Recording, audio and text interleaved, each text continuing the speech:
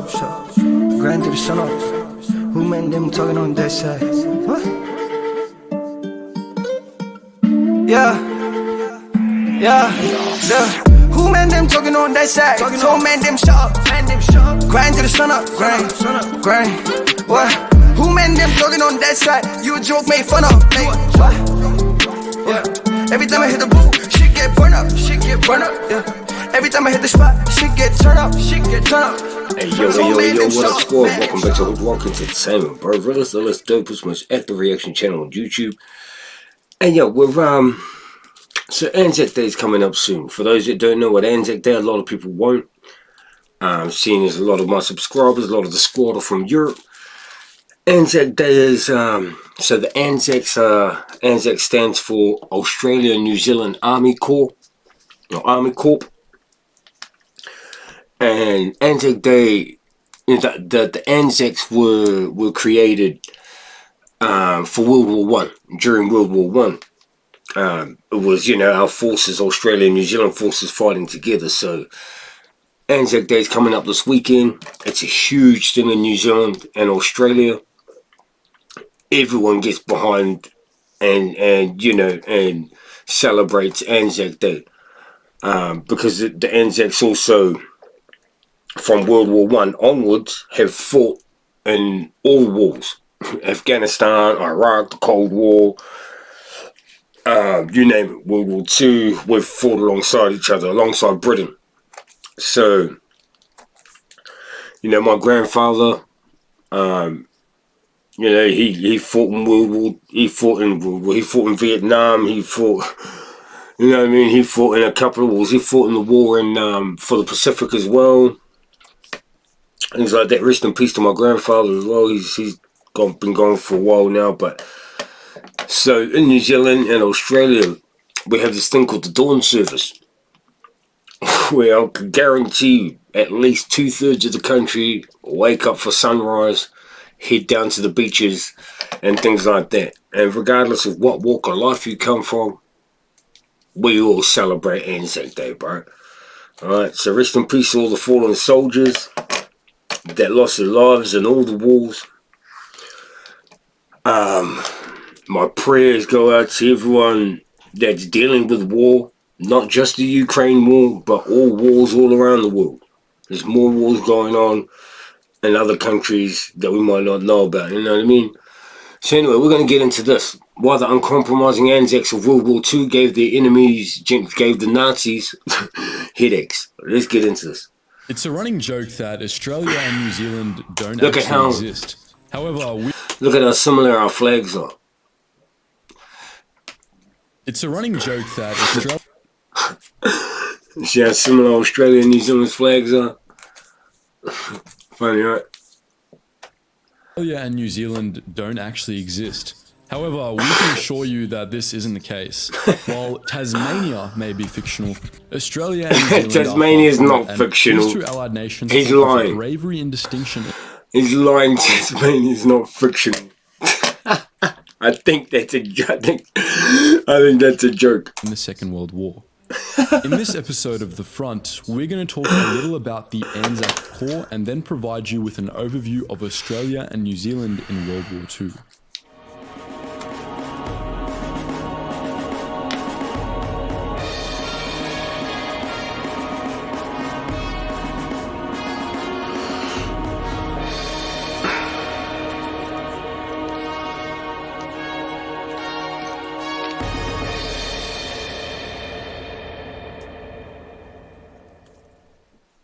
Firstly, let's distinguish the Australian and New Zealand Army Corps, or just ANZAC Corps, from the Australian Army and New Zealand Army. As the title implies, the ANZAC Corps was a military unit comprised of Aussies and Kiwis. It was created in the...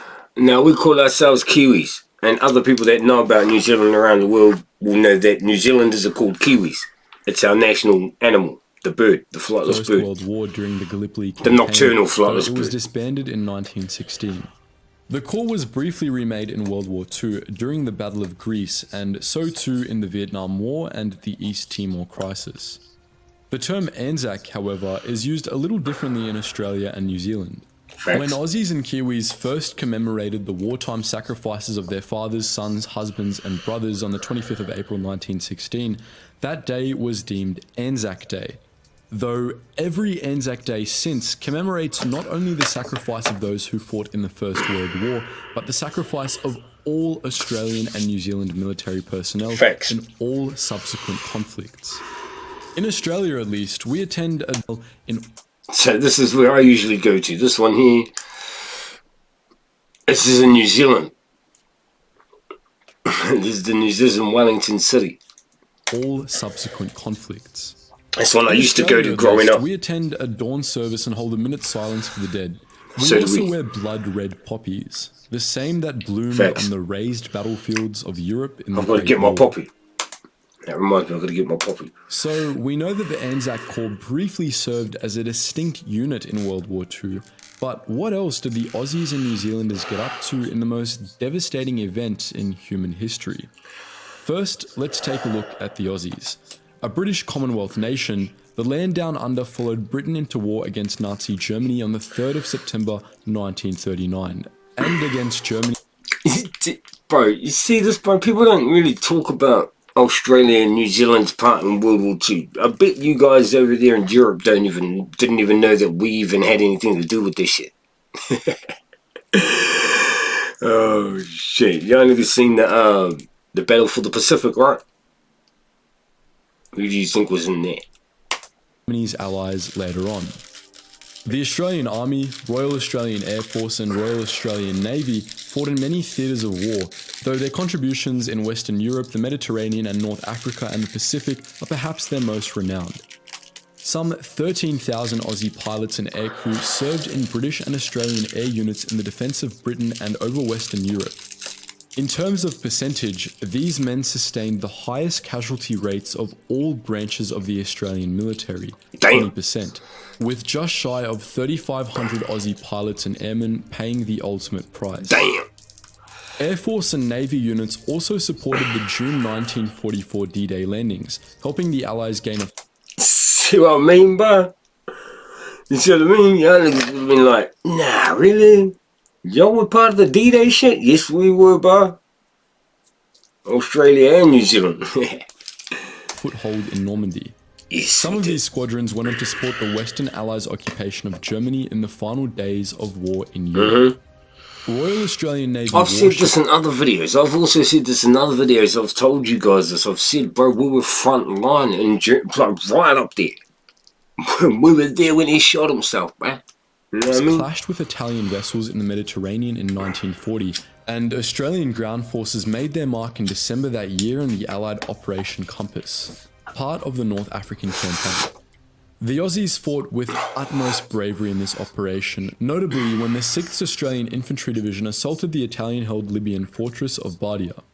In this battle, the Aussies, bolstered by the Brits, ultimately took some 36,000 Italian prisoners and inflicted an additional 4,500 casualties. They also managed to capture some 800 Italian vehicles and 400 Italian artillery guns. Conversely, only some 450 Allied personnel became casualties of this battle. The Aussies fought a different war. That's good, that's not bad. Staving off the brutal Japanese... Yeah, it's the War for the Pacific. Oh yeah, Battle for the Pacific. Right on Australia's doorstep. In the battles of Malaya and Singapore, thousands of Aussies were captured by the Imperial Japanese troops, with 15,000 falling into enemy hands in Singapore alone.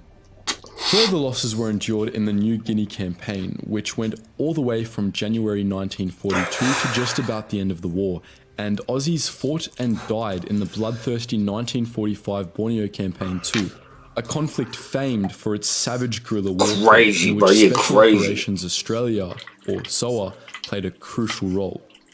Australia herself tasted Japanese ruthlessness, most notably in the February 1942 bombing of Darwin, the Northern Territory's capital. This was the first of some 100 Japanese air raids exacted on Australia throughout the war, and the bombing of Darwin remains the largest attack on Australia in all the island nation's history. Defences were... Facts. People don't know that shit. I wonder if you learnt that in your war studies at school. That, you know, like, Because a lot of people think that the war was just isolated to Europe. The World War was actually isolated to Europe and shit. Well, bro, if you actually listened in history, the war was in Africa, Australia, the Pacific, right here on our doorstep. Like, this war was a world war, you know what I mean? Nowhere was safe. You gotta remember, Germany's allies, Japan, right next to us. So, you know what I mean? Were carried out primarily by the Royal Australian Navy and Royal Australian Air Force, though the Yanks were there to lend a helping hand too. So, seeing as Australia was bombed by the were a Japanese, huge it helping must hand. be real. But what about New Zealand? What did they get up to in the war? Yeah, what's Well, up? as for the Kiwis, they also followed Britain into war against Germany on the 3rd of September 1939. Straight away. Yo, I try to tell my Polish squad members this and try to say, bro, you remember like when the first day that Britain turned up to war, guess who was with them, bro? Little old New Zealand. Little old New Zealand. We get brushed over, bro, because we're fighting alongside Britain, you know what I mean, against Germany, alongside Poland and shit. So, I mean, little old New Zealand sort of gets brushed over, you know what I mean? And like the Aussies, fought in many different theatres, in many cases alongside their Australian comrades. New Zealand's principal overseas force was the 2nd New Zealand Expeditionary Force, or 2NZ. Well, as for the Kiwis, they also followed Britain into war against Germany on the 3rd of September 1939, and like the Aussies, fought in many different theatres, in many cases alongside their Australian comrades. The Germans called us scalp hunters. The scalp hunters. New Zealand's principal overseas force was the 2nd New Zealand Expeditionary Force, or 2NZEF. 2NZEF. While its air force was the Royal New Zealand Air Force, and its... Rest in peace to a whole lot of them soldiers that lost their lives, bro. They were the commando type. Navy was the Royal New Zealand Navy. New Zealand's contributions to the Allied war effort in Europe were primarily through its air force, whose pilots and airmen served in Kiwi units under the RAF or directly in RAF squadrons. Like the Aussies, they fought for the Queen in the Battle of Britain. Generally, serving directly in the RAF, Kiwi pilots went wherever the RAF went and bombed whatever the RAF bombed. Men of the 2NZEF fought hard in the bloody Battle of... The RAF is the Royal Air Force. So the Queen's Royal Air Force. Monte Cassino in March 1944 too, playing a crucial role in what would ultimately lead to the Allied capture of the town and castle. New Zealand artillery units in March 1944 fought hard in the bloody Battle of Monte Cassino in March 1944 too, playing a crucial role in what would ultimately lead to the Allied capture of the town and castle. New Zealand artillery units in particular paved the way for the Polish and British offensive, which gained the Allies... You hear that shit? Fucking run that bit. Oh, run that bit. ...lead to the Allied capture of the town and castle. New Zealand artillery units in particular paved the way for the Polish and British offensive, which gained the Allies the town. Yeah, we fucking did, but that was, I remember that's where we got the name given the, Monte Carlo's where we got given the name Scalp Hunters. Paved the way for the Polish and British offensive, which gained the Allies the town. The Māori Battalion was also present here under the 2nd New Zealand Division. Yeah, I didn't even know he was going to bring up the Māori Battalion. That's me, I'm a Māori. Right, so the Māori Battalion, obviously it's in the name. It's a battalion made up of Māori, bro.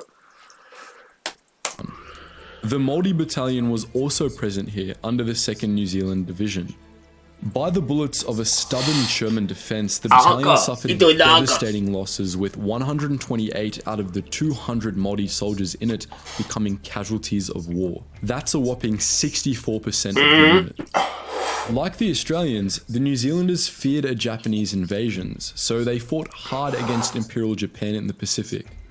While New Zealand did have some violent encounters with Axis naval vessels in its own waters, the country did not feel the heat of Japanese bombs, and didn't even get near us, never came to pass. Didn't even get near us, pilots fighting under the British RAF and other theatres, the Americans supported the Air Force in the Pacific by lending them planes and whatnot.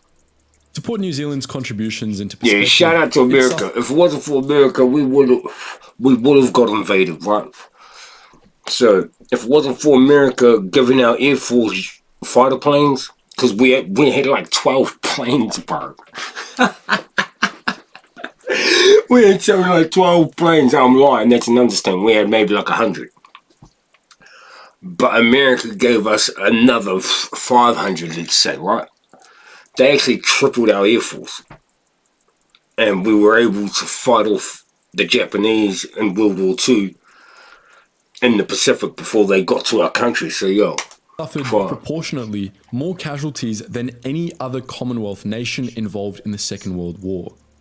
12,000 of New Zealand's 1940 population of 1.6 million lost their lives in the conflict. Facts. Now, we did say earlier that the ANZAC Corps was remade in the conflict. The 1940 population of 1.6 million lost their lives.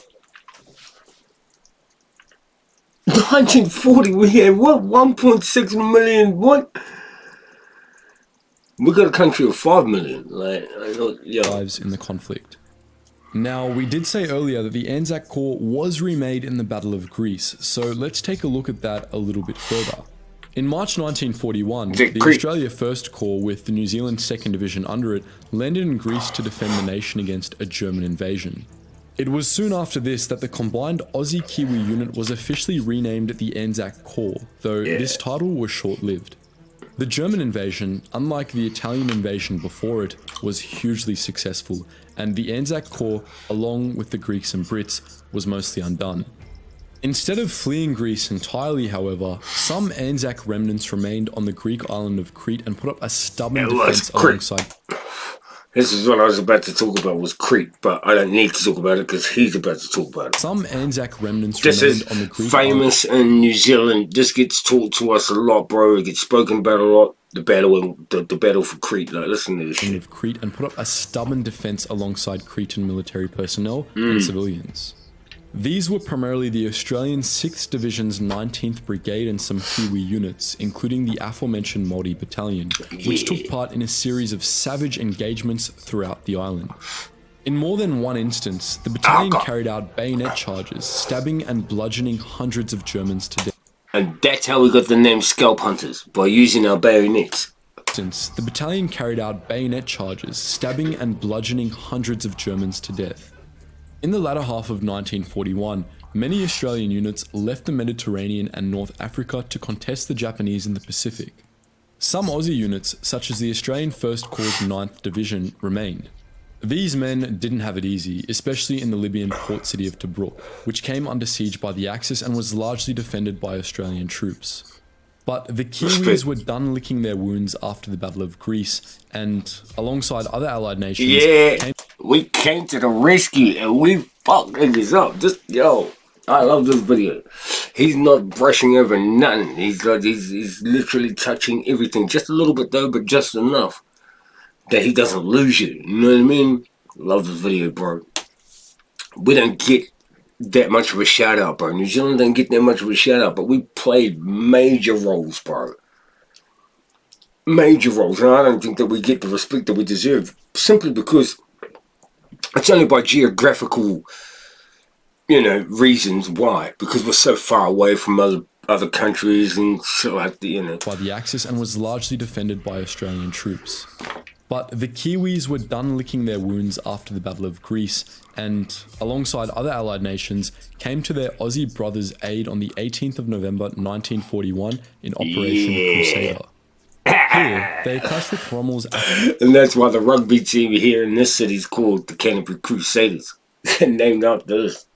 1941 in Operation Crusader. Yeah, facts. Here, they clashed with Rommel's Afrika Korps and ultimately sent the German general running.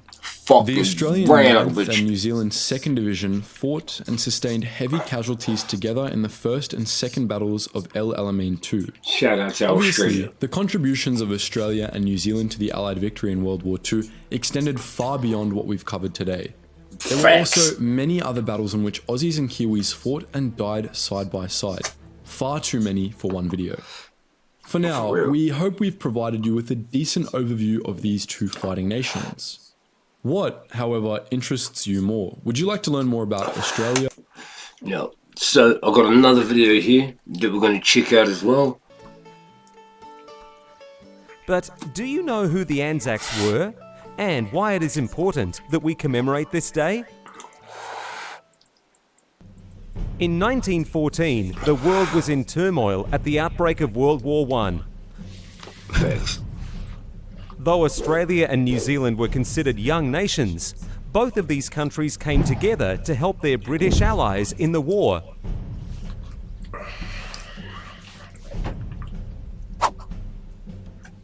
These soldiers were called ANZACS, which stands for Australia and New Zealand Army Corps.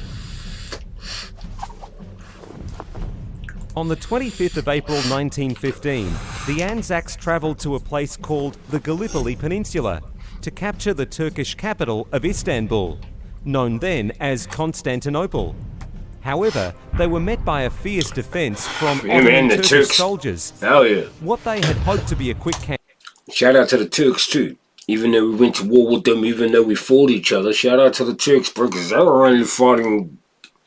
That's their land. You know what I mean? It was Gallipoli, man. Look, we were there. They had to defend their shit. campaign turned out to be 8 months of brutal warfare.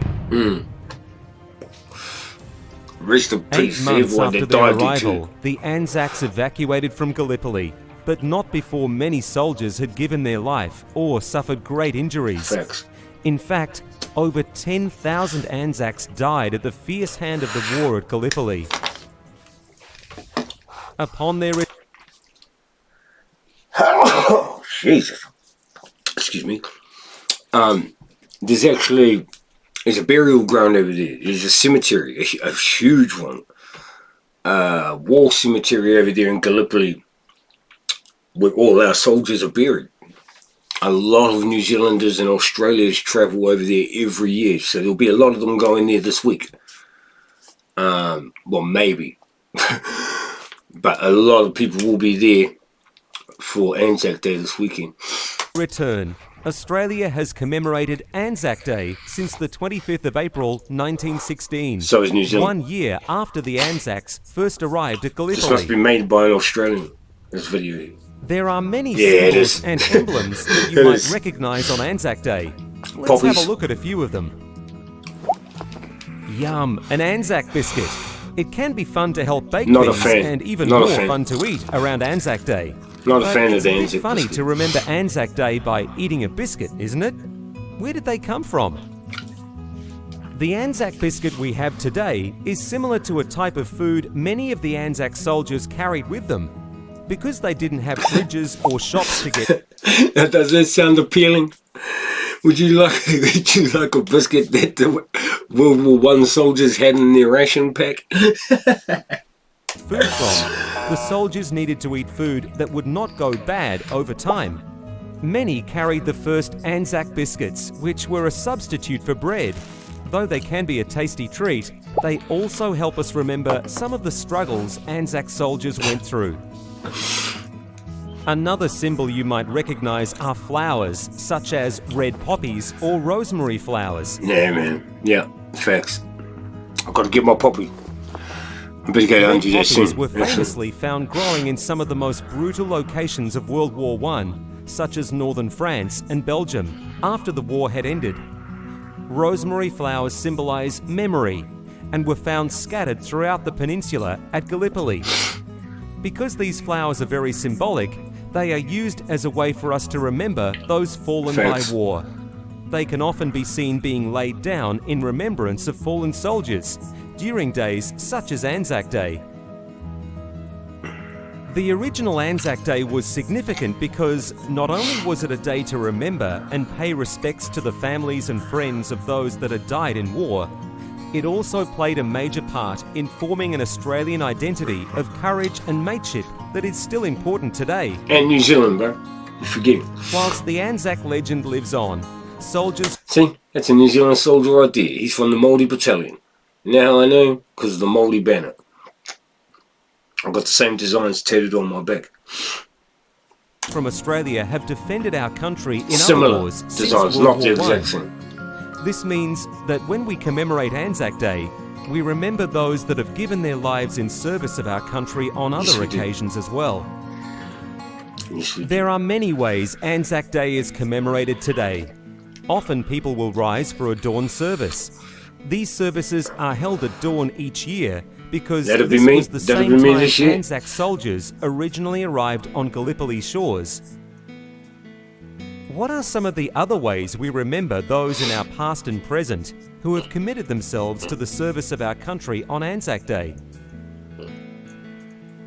Yo, so that was, just a little insight to what ANZAC Day means to New Zealand, what ANZAC Day is in New Zealand and Australia, right? So, yo, I hope you enjoyed that, bro. Like I said, man, my condolences go out to anyone affected by these wars that are happening around the world and any wars that have happened around the world. I hope everyone stays safe. My heart goes out to Ukraine, man, for real. Glory to Ukraine. Hey, yo, stay safe, stay dangerous. We out. Peace.